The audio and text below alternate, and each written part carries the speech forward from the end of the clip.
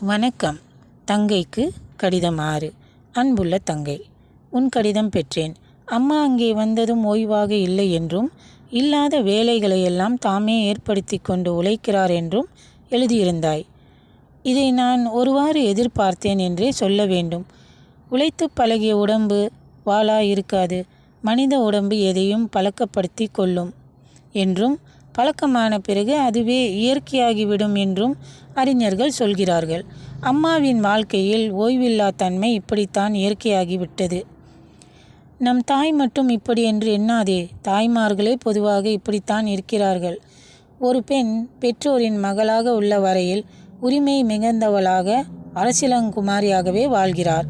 கணவரின் மனைவியாக வாழத் தொடங்கியதும் அரசியாகவும் அடிமையாகவும் மாறி மாறி வாழ்வது போல் விளங்குகிறார். தான் பெற்ற மக்களின் தாயாக வாழும்போது எல்லா உரிமைகளையும் உதறிவிட்டு அன்புருவமாக உயர்கின்றாள். பிடிவாதம் செய்யும் ஒரு பெண்ணை இயற்கை இப்படி மாற்றி தியாகத்தின் திருவுருவாக செய்கிறது. நம் அன்னையின் நிலை இப்போது இதுதான். ஆனால் ஓய்வு விரும்பும் மனப்பான்மையோ அவருக்கு இல்லாமல் போய்விட்டது. இப்போது என் மனம் அம்மாவை நினைத்து அன்பாக உருகுகிறது. ஆனால் அம்மா இங்கு வீட்டில் இருந்தபோது என் அன்புக்கு இடையே சிறிது வெறுப்பும் இருந்து வந்தது. பிரிந்து வாழும்போது வெறுப்பு மறைந்து போய் அன்பு வளரும் என்று முன் கடிதத்தில் இல்வாழ்க்கை பற்றி எழுதியது போது குறிப்பிட்டேன் அல்லவா? கணவன் மனைவிக்கு இடையில் மட்டும் அல்லாமல் தாய்க்கும் மகனுக்கும் இடையிலும் இது உண்மையாகவே விளங்குவதை இப்போது என் அனுபவத்திலே காண்கிறேன். என்னைப் போலவே அம்மாவின் மனநிலையும் இருக்கும் என்று நம்புகிறேன். இங்கே இருந்தபோது உன் அண்ணியின் மேல் வெறுப்பு இருந்ததை அறிந்தேன். இப்போது எங்களை பிரிந்து உன்னிடம் வந்திருக்கும் போது அந்த வெறுப்பு மறைந்திருக்கும். இயற்கையான அன்பு மிகுதியாகும். பெரிய மகன் எப்படி இருக்கிறானோ, மருமகள் தனியாக என்ன செய்கிறாளோ, அந்த அன்பான தாய்மனம் கசிந்திருக்கும் என எண்ணுகிறேன். இதை பற்றி நான் உனக்கு எழுதியிருந்ததாக அம்மாவிடம் சொல்லாதே. பொறுமையோடு கவனித்துப்பார். மனம் எப்படிப்பட்டது என்பதை ஆராய்ந்து கொள். அதற்காகத்தான் எழுதினேன். உன் ஆராய்ச்சிக்காக. ஆராய்ச்சி விஞ்ஞானத் துறையில் யாராவது ஒருவர் இருவர் ஆராய்ச்சி செய்து கண்டுபிடித்தால் போதும். அதை பற்றி மேலும் ஆராயாமல் அந்த ஆராய்ச்சியின் பயனை அனைவரும் பெறுகிறோம். வானொலி பெட்டியை அனைவரும் பயன்படுத்துகிறோம். ஆனால் மார்க்கோனி செய்த அந்த ஆராய்ச்சியை நாம் செய்து காலம் கழிக்கிறோமா? இல்லை. வாழ்க்கை பற்றிய ஆராய்ச்சியை மட்டும் தனித்தனியாக ஒவ்வொருவரும் செய்ய விரும்புகிறோம். திருவள்ளுவர் ஆராய்ச்சி செய்து முடிவுகளை எழுதி வைத்திருக்கிறார். திருக்குறளை வீடுதோறும் பயன்படுத்தினால் போதும் என்று அமைவதில்லையே. ஒவ்வொருவரும் தனி ஆராய்ச்சிகள் நடத்திய பிறகே முடிவுக்கு வர வேண்டுமா? விஞ்ஞானத் துறையில் கண்மூடி நம்பிக்கை, அறநெறியில் அவ்வப்போது ஆராய்ச்சிகள். ஆராய்ச்சி வேண்டாம் என்று கூறவில்லை. நாம் வாளா இருந்தால் மூளை வாளா இருப்பதில்லை. ஏதேனும் வேலை தேடுகிறது, செய்யட்டும். பெரியம்மாவிடம் எனக்கு சிறிது வெறுப்பு தோன்றியது. காரணத்தை கேட்டிருந்தாய், எழுதுகிறேன். பூசணிக்காய் போகுமிடத்தில் பொறுமையாய் இருந்தவன் கடுகு போகுமிடத்தில் உடனே தேடிக்கொன்று திரிந்தவன் என்று சொல்வார்கள். பெரியம்மாவின் மனநிலையும் அப்படித்தான் இருக்கிறது. 10ம் 20மாக குடும்பத்தில் எவ்வளவோ வீண் செலவுகள் ஆகின்றன. நகையை அழித்து செய்வதில் எவ்வளவு செலவாக்குகின்றன. உடம்பை காப்பாற்ற தெரியாமல் மருந்து தேடுவதில் எவ்வளவு பணம் போகிறது. இவற்றையெல்லாம் விட்டுவிட்டு கூலி வேலை செய்தவனுக்கு 1 ஆனா 2 ஆனா மிகுதியாக கொடுத்துவிட்டால் நாளெல்லாம் இதை பற்றியே பேசிக்கொண்டிருப்பார். சில பெண்களின் கழுத்தில் உள்ள நகைகளை பணமாக்கினால் நாளொன்றுக்கு 10 ரூபாய் வட்டி கிடைக்குமாம். அவ்வளவு வீணாகி விட்டுவிட்டு கூலிக்காரனுக்கு 10 அணா தர மன்றாடுவார்கள். இன்னும் சிலர் வெளியூரில் குறைந்த விலைக்கு கிடைக்கின்றது என்று துடைப்பம், செம்மண் போன்ற பொருட்களை 4 அணா 6 அணாவுக்கு வாங்கி கொண்டு ரயில் நிலையத்திலிருந்து வீட்டுக்கு போய் சேரும்போது அவற்றை சுமப்பதற்கு 7 அணா 8 அணா கூலி கொடுப்பார்கள். ஏதாவது கேட்டால் ஆமாம் போ என்று தலையை அசைத்து சுண்டைக்காய் 1/4 பணம், சுமைக்கூலி 3/4 பணம் என்று பழமொழியும் சொல்வார்கள். உன் அண்ணி தன் சித்தியின் கதையை ஒரு நாள் சொன்னாள். பாக பிரிவினையின் போது 2 தலையணை நின்றுவிட்டனவாம். 10 ஆண்டுகள் வரையில் விடாமல் அவள் போராடி கொண்டே இருந்தாளாம். கடைசியில் அண்ணியின் அண்ணன் யாருக்கும் சொல்லாமல் அவளிடம் 10 ரூபாய் கொடுத்து அந்த போராட்டத்திற்கு ஒரு முற்றுப்புள்ளி வைத்தானாம். பெண்கள் பலரிடம் இந்த பண்பு காணப்படுகிறது. ஆனால் நம் பெரியம்மாவிடம் இந்த சிறுமை இருக்க வேண்டுமா என்று எண்ணி எனக்கு வெறுப்பு வந்தது. இந்த வெறுப்புக்கும் ஒரு வகையில் காரணம் பெரியம்மாவிடம் எனக்கு உள்ள மதிப்புத்தான். ஊர் பெண்கள் அறியாமையோடு இருக்கலாம். நம் பெரியம்மா அப்படி இருக்கக்கூடாது என்ற எண்ணம்தான் இப்படி செய்கிறது. உனக்கு தெரியுமோ, தம்பி ஏதாவது காய் வாங்கி வந்தாலும், பழம் வாங்கி வந்தாலும், பொருள் வாங்கி வந்தாலும் விலை கூடுதல் என்று கடைக்காரர் ஏமாற்றி விட்டார் என்றும் என் நேரமும் திரும்ப திரும்ப சொல்லி கொண்டிருப்பார். நம் வருவாய் என்ன, எவ்வளவு செலவாகிறது, அதில் இந்த வீண் செலவு எந்த வகையில் ஒரு பங்கு என்று ரூபா ஆனா பை கணக்கிட்டு பார்த்து பழகினால் இந்த சில்லறை மனம் போய்விடும். 4 பை போனாலும் 4 ஆனா போனாலும் 4 ரூபாய் செலவானாலும் எல்லாவற்றிற்கும் ஒரே அழுகையாய் நாளெல்லாம் பேசிக்கொண்டு வெறுப்பு வராதா? 4 பை போனால் போகட்டும், 4 ஆனா போனால் காத்துக்கொள்வேன் என்று வாழ்க்கை நடத்தினால் போதாதா? வீணாவதற்கு என்று ஒரு சிறு பகுதியை ஒதுக்கி வைத்து வியாபாரம் செய்யும் ஆங்கிலேயரின் முறையை ஒவ்வொரு குடும்பத் தலைவியும் கற்க வேண்டும் என்பது என் ஆவல். இன்னொரு குறையும் பெரியம்மாவிடம் அடிக்கடி கண்டிருக்கிறேன். அதுவும் மற்ற பெண்களாரிடம் உள்ளதுதான். ஆனாலும் எனக்கு பிடிக்கவில்லை. தனக்கோ தன்னை சார்ந்தவர்களுக்கோ ஏதாவது ஒரு துன்பமோ குறையோ நேர்ந்து விட்டால் பெரியம்மாவின் மனம் நாளெல்லாம் அதையே நினைத்து நினைத்து கவலைப்படுகிறது.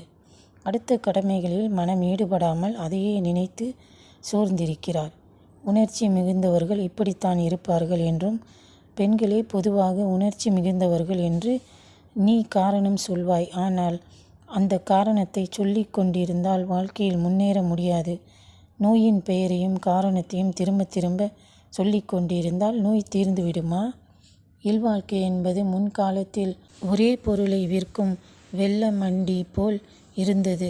நாகரிகம் பல வகைகளில் கடமைகளை பெருக்கியுள்ளது. இந்த காலத்தில் இல்வாழ்க்கை பல சரக்கு கடை போல் ஆகிவிட்டது. பல பொருட்களையும் கவனித்து விற்கும் திறமை இல்லாவிட்டால் பல சரக்கு கடையில் வாழ முடியுமா? நாம் பலருடைய வாழ்க்கையில் கலந்திருக்கிறோம். பலர் நம்முடைய வாழ்க்கையில் கலந்திருக்கிறார்கள். ஆகையால் கடமைகள் பலவாகிவிட்டன. இந்த காலத்தில் ஒரு துன்பத்தையோ ஒரு குறையையோ எண்ணி தலைமேல் கை வைத்து உட்கார்ந்து விட்டால் யாரும் முன்னேற முடியாது. அவர்களை நம்பியவர்களும் கடை தேர முடியாது. நிறை குறை எல்லாவற்றையும் பார்த்து கொண்டு எதற்கும் தயங்கி நிற்காமல் ஓடுகின்ற கடிகாரம் போல் கடமைகளை அஞ்சாமல் செய்கின்றவர்கள் தாம் இந்த காலத்தில் தலைமை பதவிக்கு தக்கவர்கள். குடும்பத் தலைவியும் இப்படி இருந்தால்தான் வாழ்வு நன்றாக நடக்கும். யாராவது தன்னை குறை கூறினார்கள் என்றால் அதையே எந்நேரமும் எண்ணிக்கொண்டிருப்பது, யாராவது நோயால் வருந்துகிறார்கள் என்றால் எந்நேரமும் அவர்களையே நினைத்து உருகுவது, இவ்வாறு வாழக்கூடாது. இவ்வாறு தேங்கும் உணர்ச்சியை வளர்ப்பதால் என்ன ஆகிறது தெரியுமா? ஏதோ ஒரு வேலையில் ஈடுபட்டிருக்கும் போது அல்லது ஓர் எண்ணத்தில் மூழ்கியிருக்கும் போது குழந்தைகள் வந்து ஏதாவது கேட்டால் உடனே அவர்களின் மேல் சீறி விழுவார்கள். குழந்தைகள் ஏதாவது ஒன்றை பற்றி பிடிவாதம் செய்தாலும், பேச்சின் போது சிந்தனையின் போதும் குறுக்கிட்டாலும் உடனே அவரின் மேல் எரிந்து விழுவார்கள். இவை எல்லாம் கெட்ட பழக்கங்கள். இந்த எரிச்சல் மனம் மிக பொல்லாதது. வளரும் குழந்தைகள் இந்த சீறுதலையும் எரிச்சலையும் எளிதில் கற்றுக்கொள்வார்கள். பெற்றோரையும் மற்றவர்களையும் பின்பற்றி அவர்களைப் போல் நடப்பதுதானே குழந்தைகளின் மன வளர்ச்சிக்கு காரணம். சீறி விழும் எரிச்சல் மனம் உடையவர்களை பார்த்து வளரும் குழந்தைகள் வேறு என்ன கற்றுக்கொள்வார்கள்? இந்த உணர்ச்சி கொப்புளங்கள் குழந்தைகளின் உள்ளத்திலும் கிளம்பி உள்ளத்தின் அழகை கெடுக்கும். தொட்டில் பழக்கம் சுடுகாடு மட்டும் என்னும் பழமொழியின்படி இங்கே கற்றுக்கொள்ளும் சீறுதலும் எரிந்து விழுதலும் குழந்தைகளின் வாழ்நாள் முழுவதும் இருந்து கெடுக்கின்றன. பெரியம்மாயைப் போலவே உன் அன்னிக்கும் இந்த எரிச்சல் மனம் வந்துவிட்டது. சில வேளைகளில் நான் படிப்பறையில் இருக்கும்போது கூடத்தில் உன் அண்ணி குழந்தைகளோடு கொஞ்சி கொண்டிருப்பது கேட்கும். அதை கேட்டுக்கொண்டே நான் ஏதேனும் படித்து கொண்டிருப்பேன். திடீரென்று அவளுடைய குரலில் கிரிச்சென்று சூடு ஏறும். கடுமையின் எல்லையிலிருந்து சில சொற்கள் பிறக்கும். போலீஸ் ஆட்சி நடைபெறும். பெரிய குழந்தையின் வாய் அடங்கும். சின்ன குழந்தை அழுது இசை கூட்டத் தொடங்கும். படிப்பறையில் இருந்து கேட்டபடியே வருந்துவேன். மருத்துவ நிலையத்தில் வயிற்றெரிச்சலுக்கு மருந்து கிடைப்பது போல் இந்த எரிச்சலுக்கு எங்கேனும் மருந்து கிடைக்காதா என்று எண்ணுவேன். உன் அண்ணியை பற்றி இவ்வாறு சொல்வதால் எங்கள் வாழ்க்கையில் ஏதோ கோளாறு என்று எண்ணிவிட வேண்டாம். 2 கத்திரிக்காய்களில் புழுவை கண்டதனால் வாழ்நாள் முழுவதும் கத்திரிக்காய் உண்ணா நோன்பு மேற்கொள்ளும் பைத்தியம் எனக்கு இல்லை. அவளிடம் சில குறை கண்டதால் குணங்களை மறந்து வாழ்க்கையை வெறுக்கும் அறியாமை என்னிடம் இல்லை என்று நம்பு. இந்த சீற்றமும் எரிச்சலும் பரம்பரை சொத்து போல் தொடர்ந்து வர வேண்டுமா? பொறுமையும் இன்சொல்லும் இப்படி தலைமுறை பண்புகளாக அமையக்கூடாதா என்பதுதான் எனக்கு கவலை. எரிச்சல் மனம் என்ன செய்கிறது தெரியுமா? ஒரு டெலிபோன் இருப்பதாக வைத்துக்கொள். அதில் ஏதாவது கோளாறு ஏற்பட்ட காரணத்தால் மற்றவர்கள் பேசும் செய்திகள் மட்டும் தெளிவாக கேட்கின்றன என்றும் நாம் சொல்லும் சொற்கள் மற்றவர்களுக்கு எட்டவில்லை என்றும் வைத்துக்கொள். அப்போது நமக்கு எவ்வளவு வருத்தமாக இருக்கும்.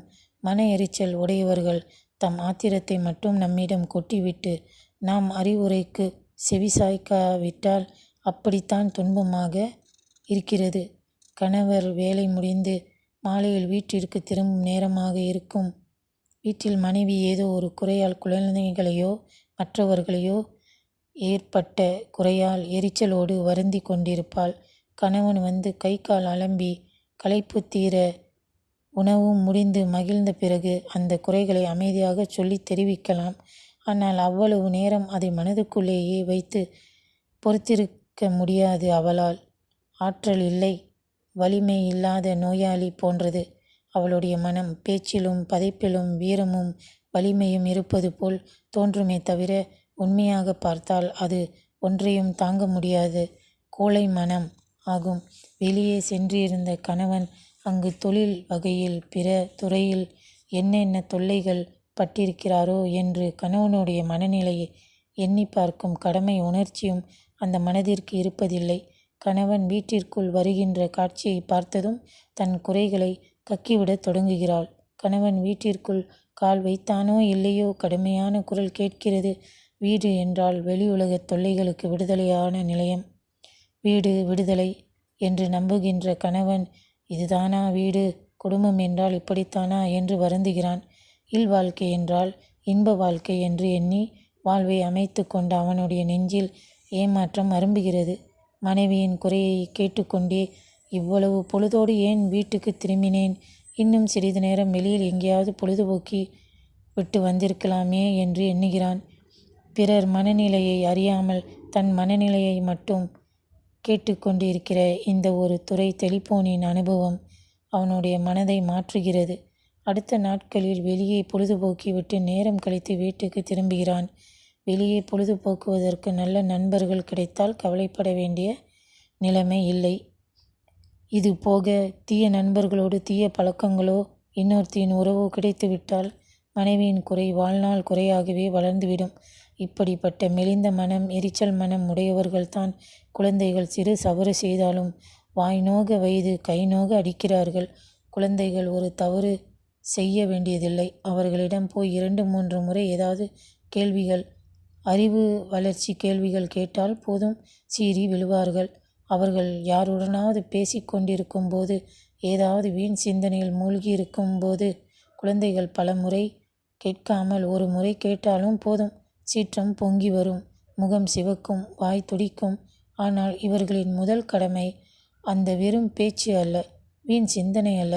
இவர்களின் பேச்சை விட சிந்தனையை விட வளரும் குழந்தைகளின் அறிவு வளர்ச்சிக்கான கேள்விகள் எவ்வளவோ உயர்ந்தவை, எவ்வளவோ சிறந்தவை. உணர்ச்சி மிகுந்தவர்கள் பலர் இப்படித்தான் ஒரு துறை டெலிபோனாகவே இருக்கிறார்கள். நம் மனநிலையை எப்படியாவது பிறரிடம் கொட்டிவிடுகிறார்கள். ஆனால் பிறருடைய மனநிலையை அறிய முயல்வதே இல்லை. குடும்பத்தில் ஆத்திரம், சுடுமூஞ்சித்தனம், முகம் திருப்பல் இவைகள்தான் தலை காட்டாமல் விளையாட்டு, மகிழ்ச்சி, நல்ல குறும்பு இவைகள் விளங்க வேண்டுமானால் ஒவ்வொருவரும் இப்படி ஒரு துறை டெலிபோனாக இருக்கக்கூடாது. குடும்பத்தில் இப்படி ஒருவர் இருந்தால் குடும்பம் பாழாகிவிடும். குழந்தைகளின் வேடிக்கை, விளையாட்டு முதலியவைகளை அடங்கி போகின்ற குழந்தைகள் வீட்டு இன்பம் உலகமாக அமையும் என்பதற்கு மாறாக போலீஸ் அமுலும் இராணுவ ஆரவாரமும் அங்கே இடம்பெறுகின்றன. அடுத்தாற்போல் இராணுவ அடக்குமுறையின் தொடர்ச்சியாக விளங்கும் குழப்பங்களும் கொடுமைகளும் குழந்தைகளின் சூழலிலும் விளங்குகின்றன. குழந்தைகளுக்கு அறநூல்களை திணிப்பதை விட, அறிவுரைகளை கூறுவதை விட அவர்கள் பின்பற்ற தக்க வழியில் நாம் வாழ்வது தான் நல்லது என்று உளநூல் தெளிந்த அறிஞர்கள் கூறுவார்கள். அறிவுரைகளும் அற உரைகளும் வற்புறுத்தி ஊட்டும் உணவு போன்றவை.